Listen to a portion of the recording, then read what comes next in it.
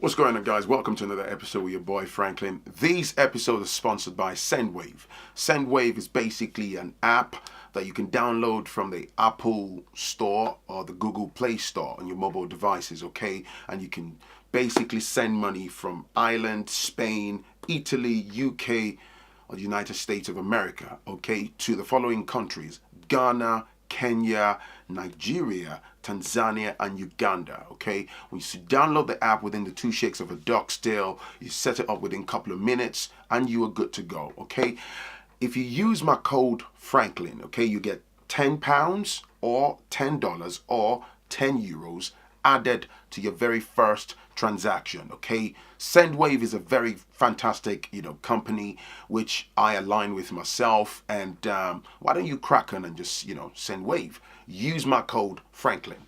Okay, so on today's episode, this story is currently doing rounds on the on the internet. I found out a couple of days ago. I was actually going to talk about something else, but there's a reason why I decided to jump on this story, not for the gossip side of things like some people are doing, but it's basically to hopefully educate someone, at least someone within the black community. Now, let me get my laptop. So these couple, it's a very short, straightforward story, so I'll read it to you so you get background. Okay, so they are set to be deported. It's a Nigerian family.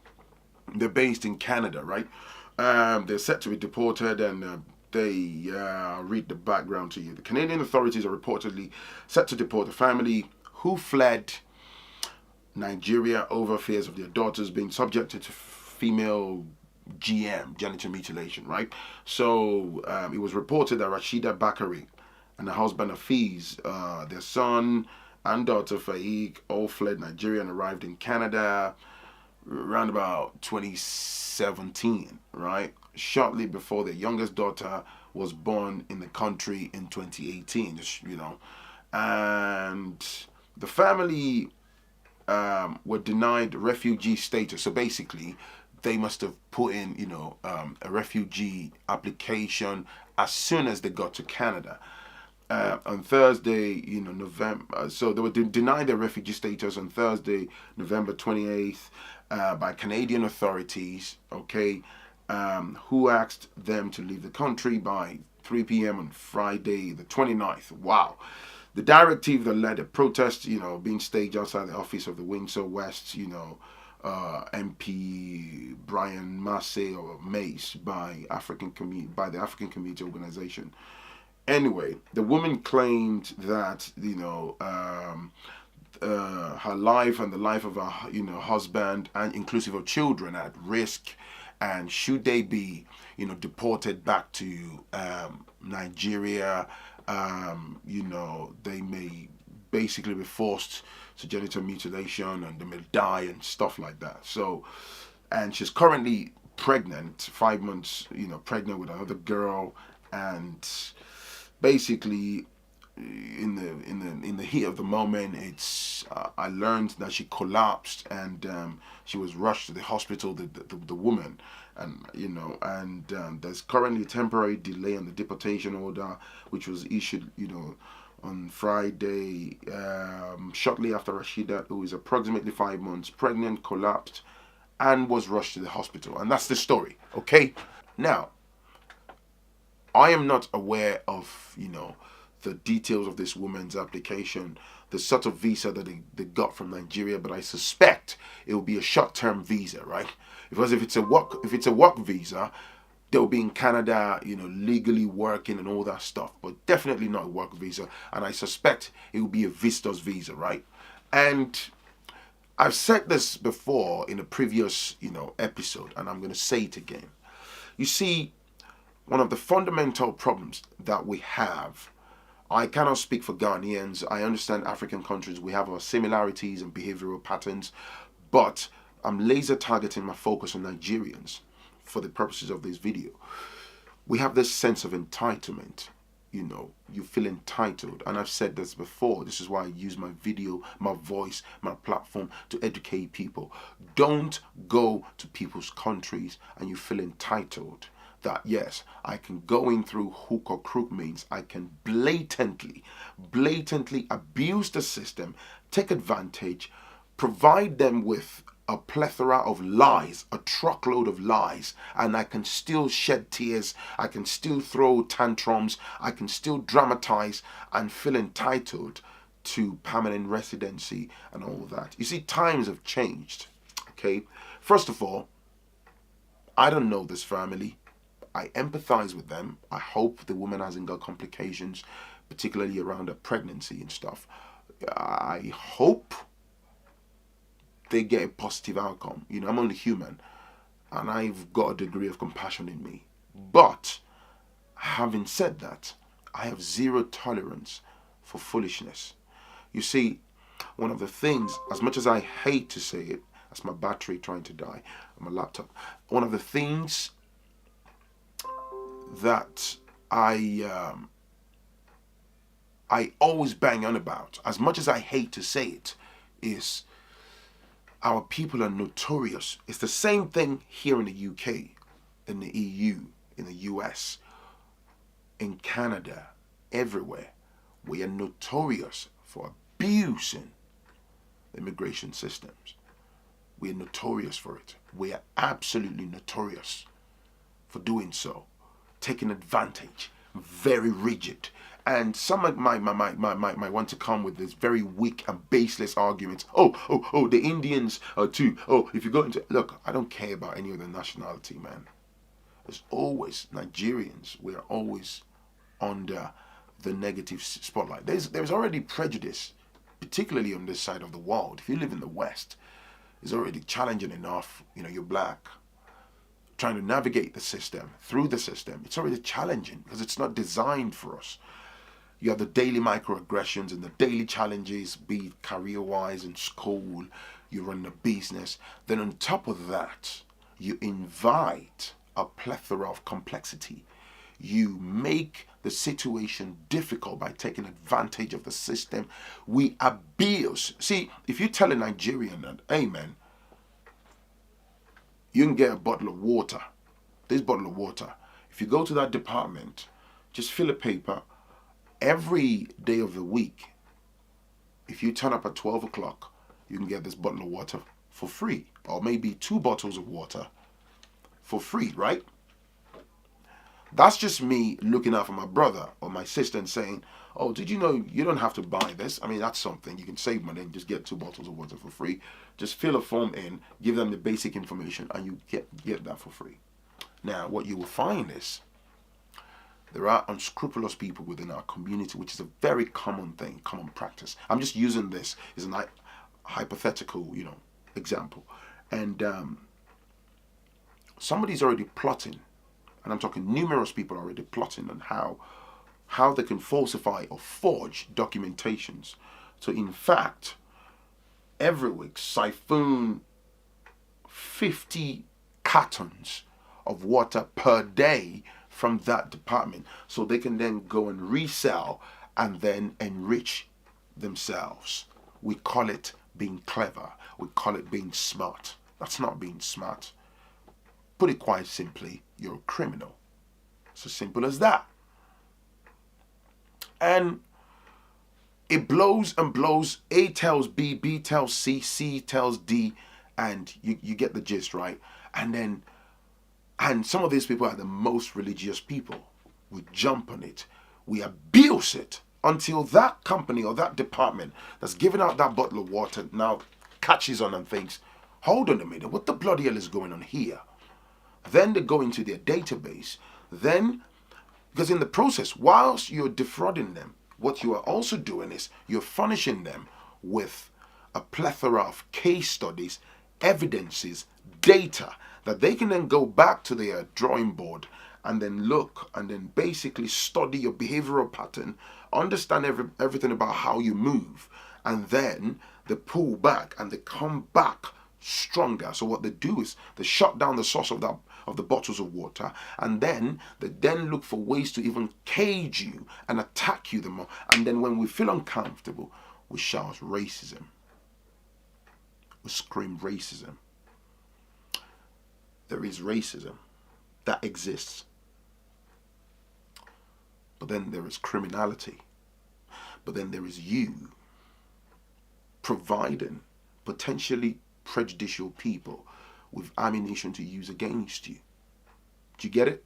So I go back to the case of those people with immigration. We are constantly taking advantage and abusing. Do you know the number of Nigerians that leave Nigeria? Now, let me educate somebody real quick. You know, when somebody back home, you want to travel. You want to travel abroad, right? You have one or two options. You apply by yourself, and most people, you employ the services of hopefully a credible travel agent, right?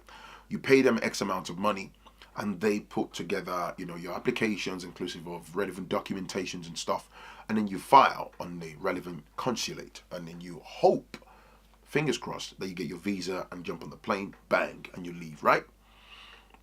In the process of filing your application, let's say Vistos Visa, right? You've already told them, oh, I'm a farmer. I have a 15-acre farm. I also, as part of the farming business, I have a massive poultry. I sell crates of eggs. I have a piggery. I sell, bananas and pallets and baskets and whatnot. I have about 35 employees. You furnish them with what appears to be a credible business bank account with a sizable, bank balance and plethora of, daily business transactions. What I'm saying in a nutshell is, when they amalgamate all of those, evidences and paperwork and stuff, you then deemed as, oh, this guy has a tie. Oh, I own a plot of land. I also built a bungalow, 3-bedroom bungalow that I live with my wife and kids and stuff. So they look at you like, okay, looks like this guy is just going on holiday to Canada. He'll be back in a month's time as claimed. So the consulate looks at you and just think, bam, they give you the visa, right? Safe journey, bye-bye. So you jump on the plane, you get to Canada, and then you put your hands up and say, they're persecuting me back home. They're doing X, Y, Z to me. I'm seeking asylum. Now, what a lot of these dummies don't understand is, there are databases. You've provided information. You didn't seek asylum because if you were in Nigeria, everyone knows this. If you were back in Nigeria, if you genuinely are clamoring for, you desperately need asylum, right? You would have filed asylum claim. You would have put that through directly. You're not going to tell the Canadian authorities that you want to go in as a visitor or as a student or as whatever, right? You'd have filed asylum straight from Nigeria. But you and I know, even a 5-year-old knows that, you don't stand a chance because you're getting there. So you bit the system, you get in and you put your hands up. Now, the Canadian authorities are inundated with a plethora of bogus applications, and they are all similar with the same lies, the same pattern. They've learned our behavioral pattern. They understand that we are chronic liars. We are very dubious. We will do anything to beat the... Hey, of course, somebody's watching this and they will say, oh, it's very convenient for this guy to say, yeah. Oh, yeah, because he's a British citizen. Nah. You can say whatever. You're entitled to your own opinion. You're entitled to your own views. But if you're not prepared to even acknowledge the truth, or the truth in itself makes you feel uncomfortable, right? Then you deserve whatever gets thrown at you. You deserve whatever comes your way, either good or bad. Particularly the bad, you deserve every bit of it. As I was saying, they will then go back and look at, the trail, your journey. They look into the database, the record they hold on you or about you, and then they realize, hang on, Mr. X said he has a farming business, got 35 employees back home. He's basically done well for himself. He has a piggery, he owns a poultry, he's doing this, he's doing that. he's a director of this and this. He has X amount of money in the bank account. So that's on those grounds we gave him visa, right? So within a fortnight of getting to Canada, he puts his hands up. He's talking about asylum. They can spot you from a mile. They know you're bloody lying. Do you get what I'm saying? So they know that it's a lie. They know you are a liar. This is the case for numerous people. This is the case for numerous people. There are Nigerians that will get visa. You go through the US. You get a US visa. You claim to be going to the US as a visitor. Then you take a sharp left. You aim for the border between the US and Canada. And you go put your hands up. Sense of entitlement. Sense of, we have become irritants to these nations. Whether you agree with me or not, that's your cup of tea. Enjoy it. It hurts me, you know. I'm a Nigerian till I die. But it's painful. Because I can give you a list of good Nigerians, myself included, law-abiding. You know, we're not perfect human beings. And there's no perfect human being. But what I'm saying is there are Nigerians that contribute positively to the United Kingdom, where I live, United States, Germany, Amsterdam. The list goes on. Right? Canada, doctors, lawyers, solicitors, teachers, carers, engineers, businessmen and women, online, on the high street. I'd say clergies, but you know how I feel about clergies, man. But yeah, because some of them siphon money from the community to enrich themselves. So I really don't credit those ones. And they don't really pay taxes, do they? But like I say, for the most part, look at this couple here. This couple here. You have kids. You have kids hoping to gain the system. That when I have this is, you know, we disseminate this misleading information amongst ourselves within the community. Have kids hoping you gain grounds and stuff. It's illiteracy, first of all. And it's just, that's why they look at us like criminals. Opportunities are getting more and more reduced for our people. Because when you go somewhere and all you want to bloody do is just game the system. There's technology now in everyone's palms, and people are awake. People understand these things now. Everyone can see it. Nigerians, lies after lies. And I'm not sat here that is not suggesting that you shouldn't, you know, you shouldn't try to look for whatever greener pastures mean to you. It's subjective, whatever it means to you. But you cannot go to another man's land, abuse the system, violate the system. They then ask you to use the door, get the hell out, is what I'm saying.